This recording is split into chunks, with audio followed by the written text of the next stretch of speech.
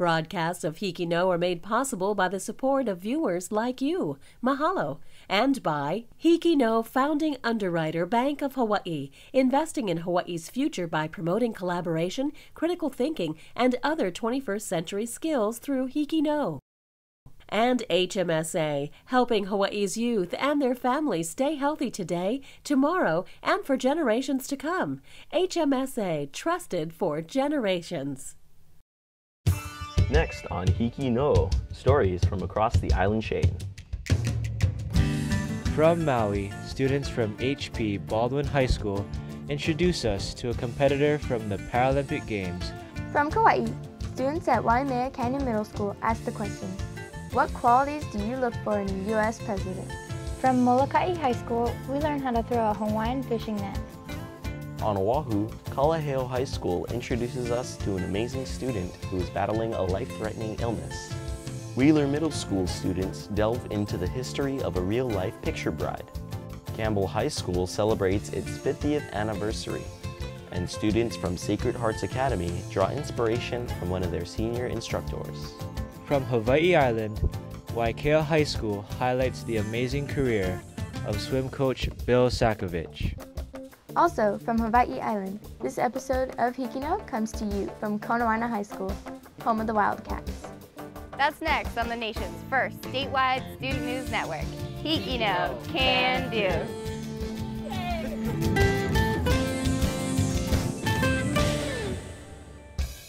Hi, I'm Billy Gabbin.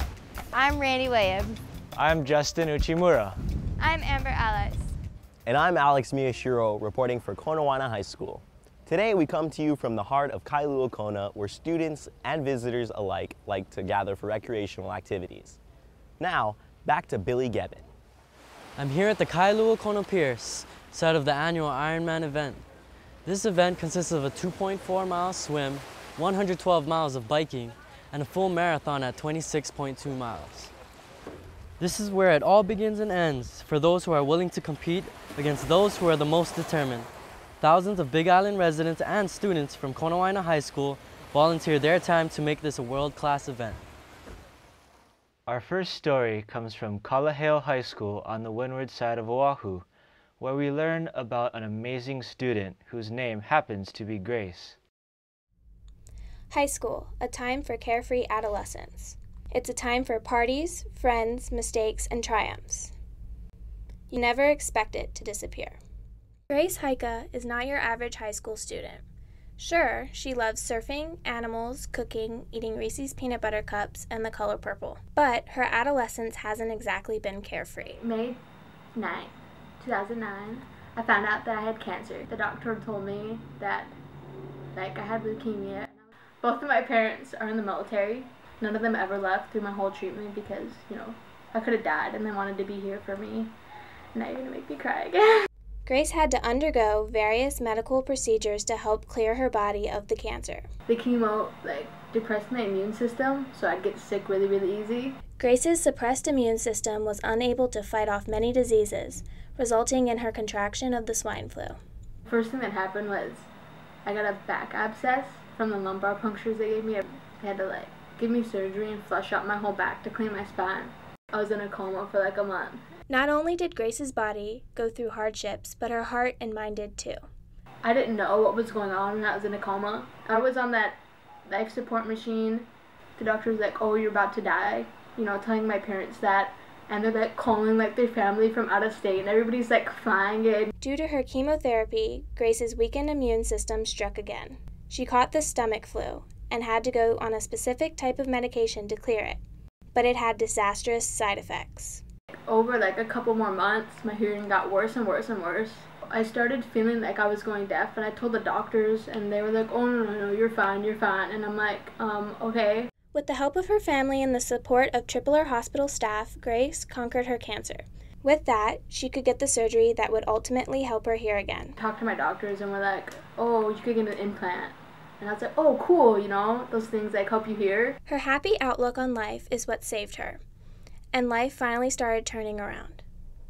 Grace is now a junior at Kalaheo High School and has big dreams for a teenager who once thought she might not make it past graduation.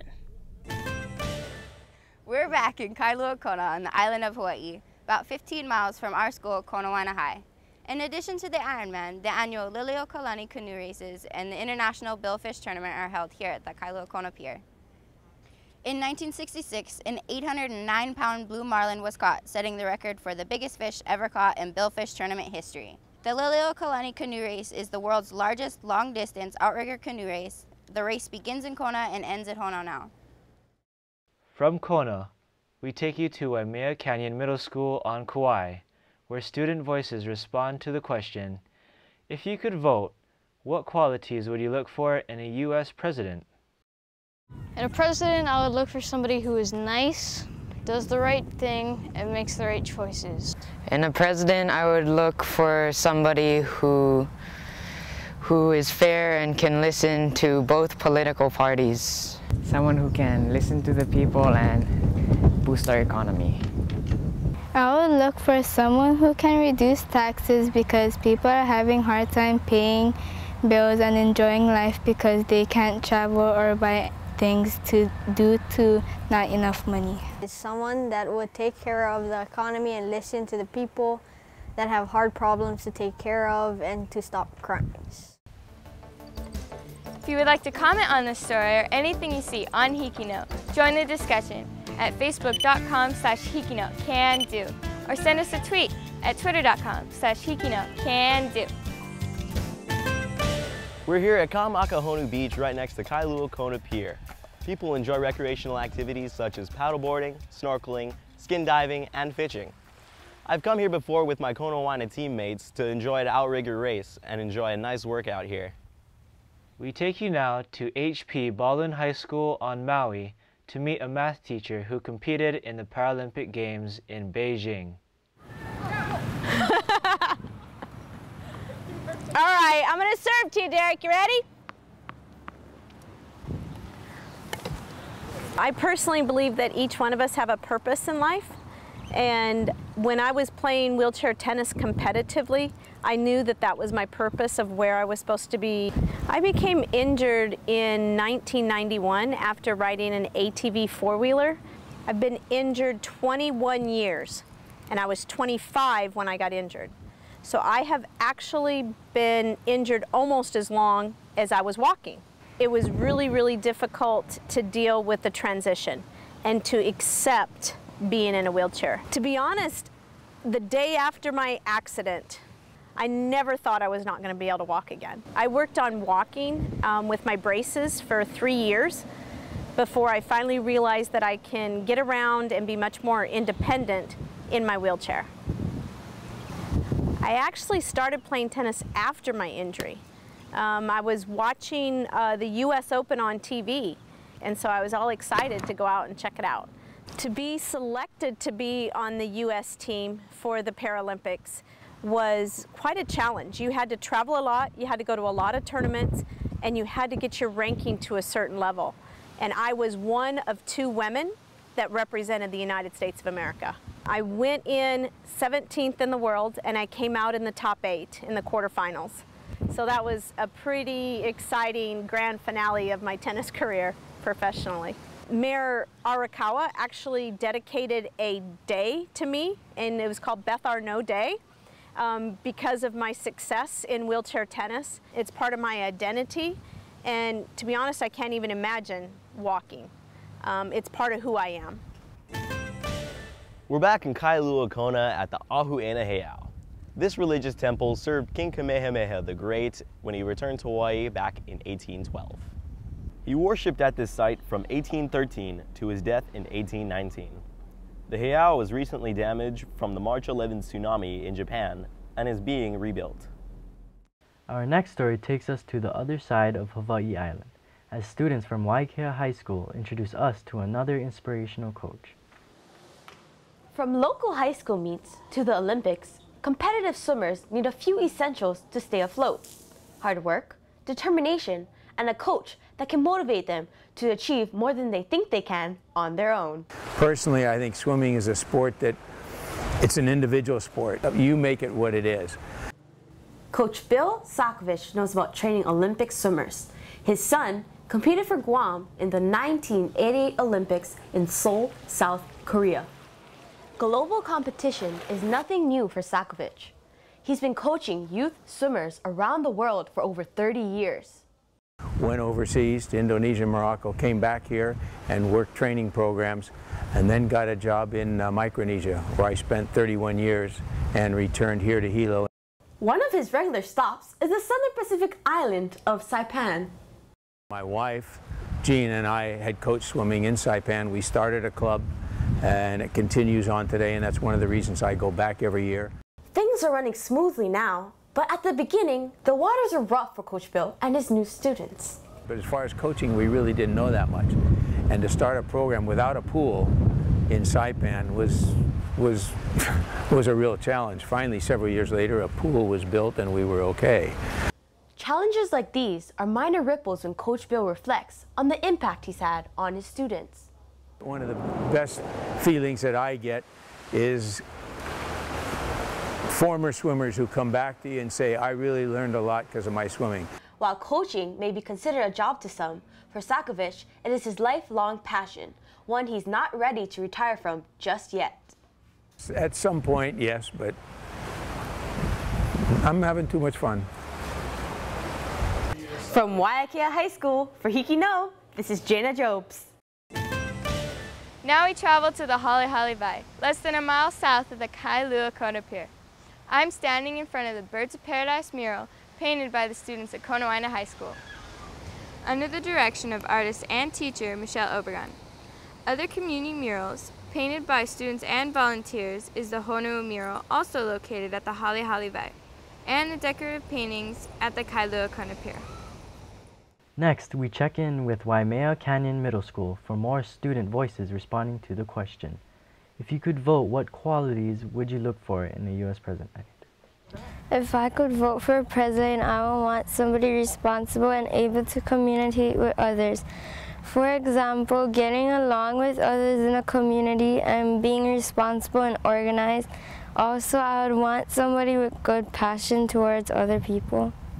I would want a president who listens and understands what changes are needed for our country. I'd probably vote for someone who could make a promise in an advertisement but keep them, or someone who I would personally believe would make a good president. The qualities that I'm looking for as a president is a president that can boost our economy by lowering taxes and getting more jobs so people could earn more money. I would want someone who gives a lot of job opportunities, because right now my dad is having a hard time finding a job and paying the bills. We're back on the western coast of Hawaii Island. Perched at the edge of Kailua Bay and beautiful Kailua Kona is the Hulihe'e Palace, a former vacation home for Hawaiian royalty. Built in 1838, the palace was passed down through generations of native Hawaiian families and finally sold to King Kalakaua in 1885 when it was completely replastered for a more modern look. Today, it is a museum operated by the Daughters of Hawaii and is a showcase for beautiful furniture and intricate artifacts. We take you now to Wheeler Middle School on Oahu for a story about a woman inspired by her grandmother who came to Hawaii as a picture bride. No matter what life throws her way, Wheeler Middle School teacher Edie Hiroi meets them head on. As of now, I am living on my own, and I am raising my son on my own. I am independent and I feel like I'm strong. What keeps her motivated? The life and legacy of her late grandmother, who also faced many hardships. My grandmother is Kikue Kano, and she came from Japan in 1919. When Kikuyo Kano left Japan, she found herself adjusting to a new country and a new husband. She, along with many other Japanese women in the early 1900s, were picture brides, sent to marry male immigrants here in Hawaii. They had matchmakers send pictures of themselves to Japan, and these women would come and be matched just through pictures. Unfortunately, Kikuyo Kano's husband died at the mere age of 25 in a fallen tree accident. And that's when Kikuyo Kano's life got even harder.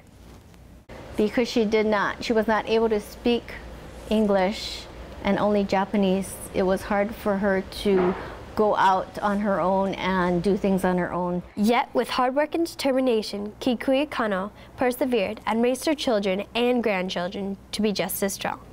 My grandma has taught me so much.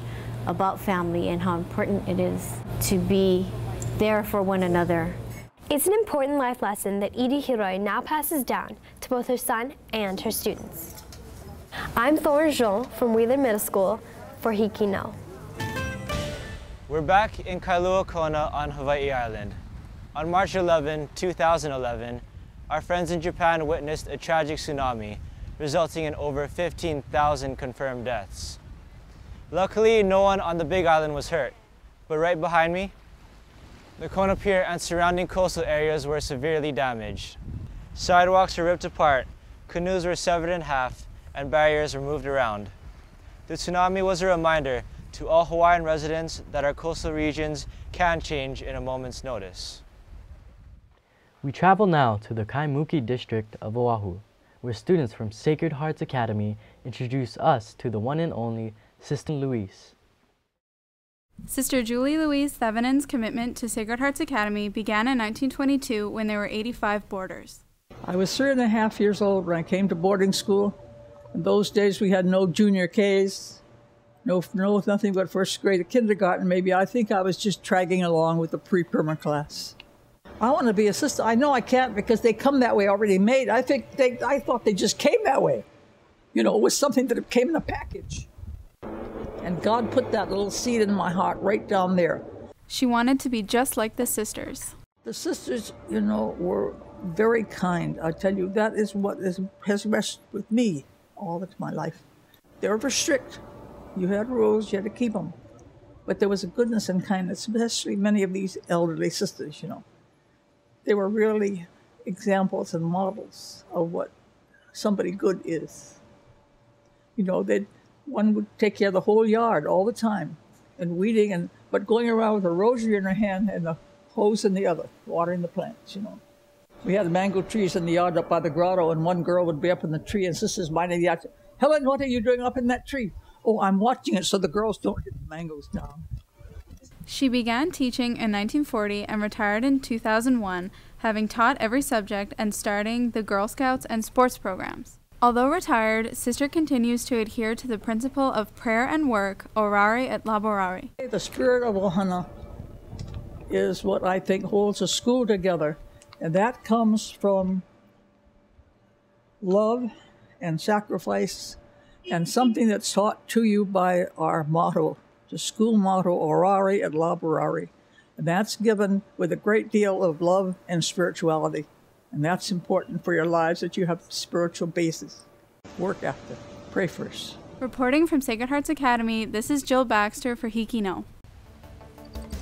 If you would like to comment on this story or anything you see on HIKI No, join the discussion at facebook.com/HIKINO can do, or send us a tweet at twitter.com/HIKINO can do. We take you now to the Friendly Isle, where students from Molokai High School present a how-to on a traditional Hawaiian practice. Aloha, and welcome to Molokai High School. Today we'll be showing you a 5-step tutorial on how to throw a fishing net. Step 1. Hold the piko, or center of the net, in your left hand, then coil it at least 2 times. Then reverse the loops to the front, as you can see. Step 2. Grab about a quarter of the net and throw it over your left shoulder.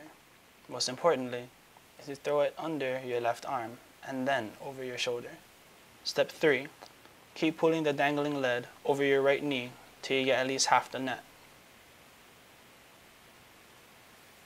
Then, grab the bunch on your left with your left hand. Step 4. Make sure to grab the lead string that crosses your right knee with your pinky and grab the rest of the net with your hand.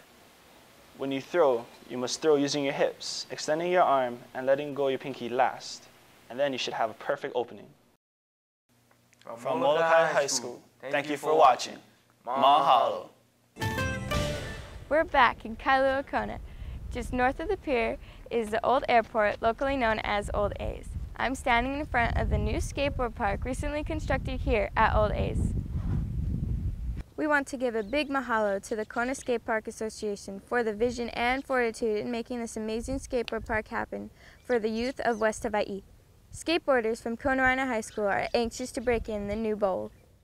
We travel now to the Ewa side of Oahu, where students from Campbell High School look back at the 50-year history of their school. For the last few weeks, a small army has been gathering in Ewa Beach. They've been invading with flyers and canvassing the neighborhood. Even the local Pizza Hut and the Starbucks have been converted into makeshift war rooms.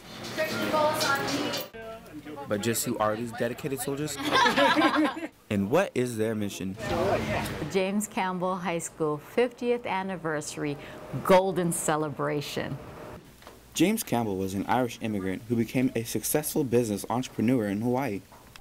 His daughter married Prince David Konawaena, making Campbell's bloodline now one and the same with that of Hawaii's royal family. James Campbell High School was established in 1962 on the grounds that now house Ilima Intermediate School in the heart of Ewa Beach, a thriving plantation community. Campbell has changed a whole lot. For one, the landscape at the school. When I was there was no school, there was no classroom building in the middle of the courtyard. It was just an open field. I hear good things now that the academics have really gone up, and there's a lot of support within the community. In the last few years, Campbell has adopted some aggressive programs aimed at increasing student achievement. Programs like AP, IB, and AVID. And the readiness to pilot these programs have made them something of a pioneer in model school in Hawaii. We have SLCs, which, although it's academic courses, it helps students take electives.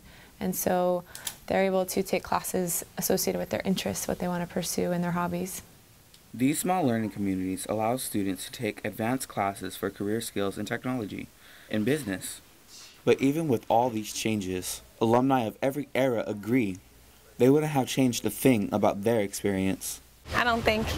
I really loved Campbell for what it was when I was there. I don't have any regrets. I made good friends.